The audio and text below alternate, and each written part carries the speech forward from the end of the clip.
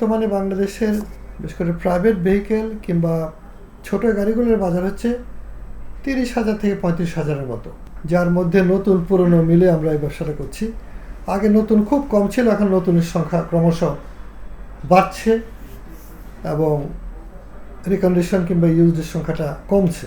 একটু প্রাপ্তির সংকটেও ভুগছি। তো এখন এই 30-35,000 গাড়ির মধ্যে আমাদেরকে অনেকে এখানে অ্যাসেম্বলিং করতে চায়, অনেকে এখানে ম্যানুফ্যাকচারিং করতে চায়, ইলেকট্রিক ভেহিকেল আনতে চায়। এরকম একটা অবস্থার মধ্যে আমরা বাজারে বর্তমান যে অবস্থা আছে, দাম এত বেড়ে গিয়েছে। কারণ হচ্ছে দুটা, একটা হলো ডলারের মূল্য বৃদ্ধি। ডলারে যদি বেড়ে 122 টাকা 23 টাকা এখন পর্যন্ত হয়েছে, যেটা এখন থেকে 5 বছর আগেও যেটার দাম ছিল 20-22 লাখ টাকা, সেটা এখন কিন্তু 32-33 লাখ টাকা।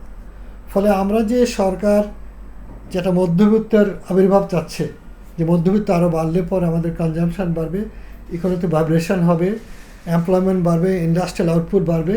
এটা মধ্যবিত্ত ছাড়া কিন্তু নিচের দিকে যদি পিরামিডের নিচের তলায় গরিব থাকে, তাহলে কিন্তু এই কনজামশনটা হবে না।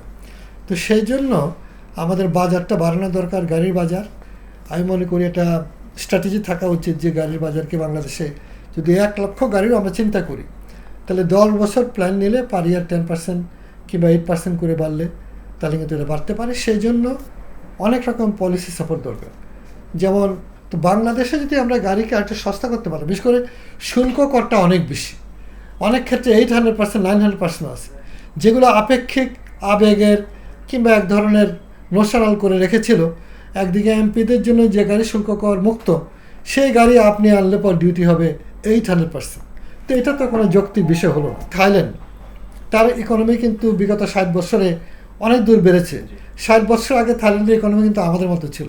সেখানে আজকে থাইল্যান্ডে গাড়ি উৎপাদন করে অনেক, কিন্তু সেখানে উৎপাদনের ক্ষেত্রে সর্বোচ্চ শুল্ক হচ্ছে আমদানির ক্ষেত্রে 200%, নিজের দেশে করলে পর সেখানে ডিউটি হয়তো অনেক কম, কিন্তু সর্বোচ্চ শুল্ক হচ্ছে 200%, এর উপরে নাই।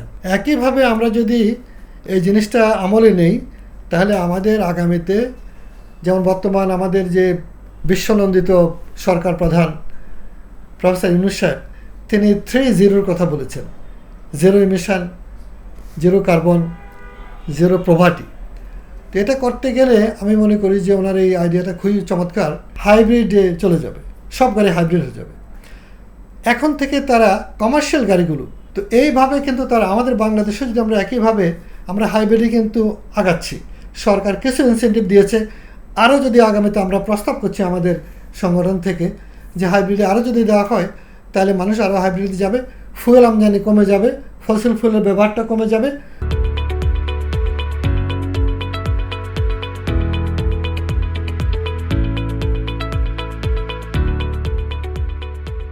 ট্যাক্স যদি কমিয়ে দেয়, তাহলে রিকন্ডিশন গাড়ির ক্ষেত্রে তাই হবে। প্রশ্ন হচ্ছে যে আপনি যে বানাবার জন্য যে অবকাঠামোটা দরকার, যে সাপ্লাই চেইন দরকার, সেটা তো না। আমি সরকারকে বলবো যে এখানে একটা অনেক গবেষণার বিষয় আছে, অনেক চিন্তার বিষয় আছে। বাংলাদেশ ব্যাংক, তারপরে এনবিআর, ইন্ডাস্ট্রি এবং আমাদের একাডেমি সবাই মিলে বসে কিন্তু পৃথিবীর সব নমুনা, যেমন সিঙ্গাপুর ডিক্লেয়ার করেছে যে তারা 2030 সালের মধ্যে 100% গাড়ি হাইব্রিড করবে। It's a green policy.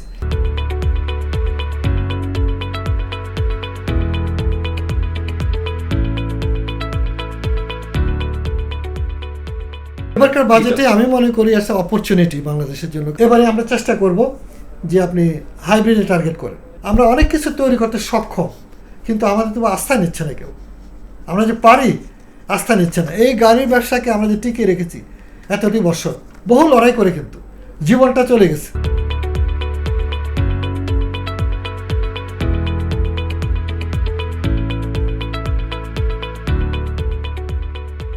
একদমই রং ধারণা। কারণ এখানে গাড়ির সংখ্যা কত, টোটালি মিলে 8-9 লাখও না। দেশের মানুষকে বেটার লাইফ দিতে হবে এবং এখানে থাকাটা যে কমফোর্টেবল, নিরাপদ, সেই জিনিসটা তৈরি করতে হবে। যে Bangladesh is a better liveable country এবং মানুষের জন্য সব কিছু করা লাগবে। সেখানে পাবলিক ট্রান্সপোর্ট, বাসের ডিউটি কমিয়ে দেওয়া হোক, বয়স বাড়িয়ে দেওয়া হোক এবং তৈরি করার ক্ষেত্রে প্রণোদনা দেওয়া হোক। আমরা গ্রামে গঞ্জে যে লক্ষ লক্ষ আপনার অবাঞ্ছিত যান আপনি দিচ্ছেন, তার কোনো রেজিস্ট্রেশন নেই, আপনি পয়সা পাচ্ছেন না। হাইওয়েতে চলা নিষিদ্ধ করতে হবে অ্যাক্সিডেন্ট রোধের জন্য। কিন্তু বাইরে তাদেরকে স্বীকৃতি দিতে হবে, এত বড় আমাদের আর্মি আছে কি জন্য, তাদের কাজে লাগান।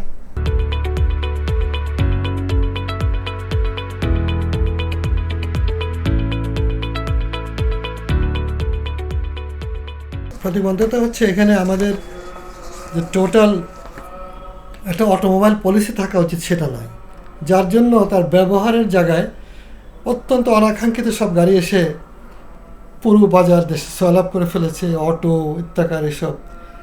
আমি এটার বিরুদ্ধে না, কারণ মানুষের চাহিদার কারণে মানুষ কিন্তু বাধ্য হয়ে গেলে চলে, কিন্তু এটাকে আরও ইমপ্রুভ করা যেতে পারতো কিছু গবেষণার মাধ্যমে, আমাদের টেকনোলজিক্যাল ইনপুট সাপোর্ট দিয়ে, যেটা ইউজেবল এবং পরিবেশ বান্ধব কিংবা নিরাপত্তা, বিশেষ করে পাবলিক প্যাসেঞ্জার নিরাপত্তার দিকটা বিবেচনা করে এগুলোতে কোনো মতে হাইওয়েতে চালার উপযুক্ত না, কিন্তু হাইওয়েতে উঠে যাচ্ছে, কারণ জীবনের চাহিদা, জীবনের দাবি এতই বিরাট যে মানুষ জীবনটাকে হাতে নিয়েও এতে চড়তেছে। একটা কম্প্রিহেন্সিভ পলিসির অভাব, যে পলিসির মধ্যে থাকতো ইন্ডাস্ট্রিগুলো কীভাবে গ্রো করবে।